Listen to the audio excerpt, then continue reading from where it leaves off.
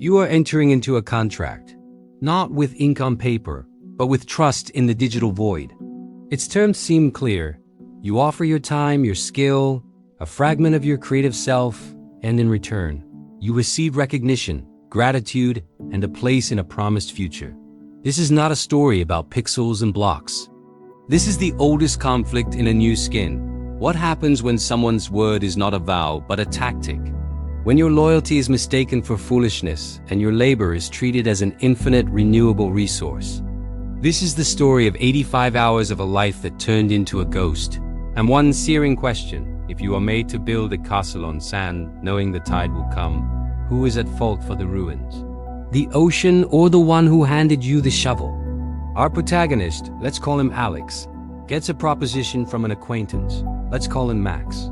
Max is building a new Minecraft server. He needs testers. The pitch is flawless in its transparency. Help me test the initial temporary world. It is a test realm. It will be wiped. In gratitude for your help finding bugs, you'll get a special thank you gift when the permanent server goes live. It's a clean transaction, black and white. Alex agrees. He invests 20 hours not of play, but of methodical, almost scientific work. He breaks, checks, documents. He is a quality assurance volunteer. The test world is reset as promised. Max honored his word. Trust is validated. Phase 1 is complete. The foundation, it seems, is solid. The new world launches. The communication from Max, testing is done. This is it. The real deal. The permanent home. Believing this, Alex undergoes a mental shift. He is no longer a tester. He is a settler, an architect, a pioneer. He finds the perfect location, a mountainside overlooking a river bend. Nights are for design, days for the grind of gathering rare materials. He builds a sprawling base with hidden rooms, automated farms that harvest thousands of crops, a network of mines, a welcoming plaza.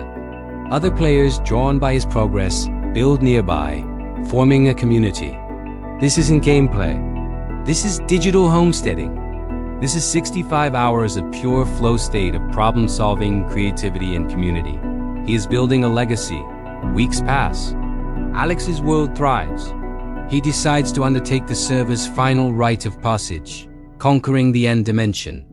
He messages Max, the owner, as a courtesy. Heads up, I'm heading to the end tonight to fight the dragon. Max's reply is casual, but contains a thermonuclear phrase. Awesome! While you're there, could you test the end gateway mechanics? It'll help us finally wrap up this testing phase. Alex's blood runs cold. Testing phase? A pit forms in his stomach. He types back, confused. What do you mean testing phase? I thought we were done. This is the main world. Max's response is a masterpiece of casual destruction. Oh, this was always another test world. I just didn't announce it. Didn't think it was a big deal. The world, the mountain, the farms, the community plaza is wiped within days. Gone. Not a trace. The digital monument to 65 hours of his life is deleted with the indifference of clearing a cache. But the injury is compounded by the insult, the promised thank you gift for his initial 20 hours of work. It never appears. When Alex, stunned, asks about it, Max brushes it off. The reward for the first act of labor vanished with the fruits of the second. Alex confronts Max. This is no longer about blocks. It's about respect and broken promises. Max's defense is not an apology. It is a masterclass in blame shifting. Look, it's kinda your own fault. If you had more experience with alpha testing cycles, you'd know nothing is permanent until the V1.0 launch.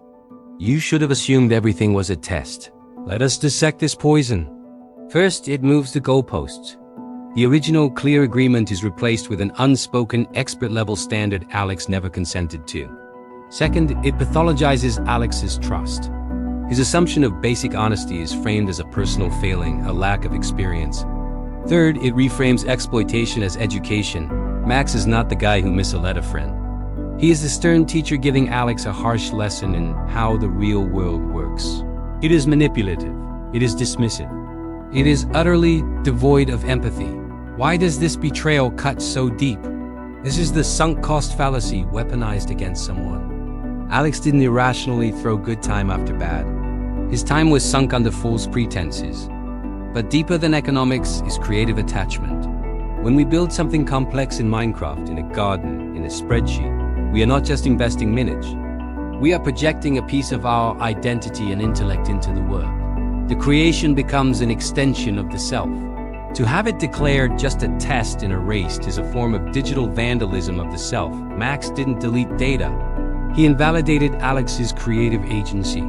He treated human passion as disposable beta code, so we arrive at the judgment. But before we rule, let's scope the battlefield. Where could your moral compass point? Team betrayed architect. This is a clear-cut case of deceit. Max is a toxic leader who exploited goodwill and gaslit his friend. Team cautious realist. Alex should have gotten explicit, written confirmation. In digital spaces, trust but verify. His anger is valid, but his naivete shares a slice of the blame. Team harsh digital Darwinist. This is just how online projects work. Alex got a free, brutal lesson. Move on. Team broken communication. Both failed. Max failed to communicate.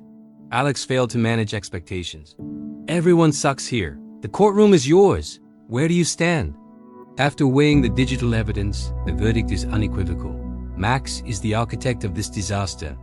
This transcends gaming.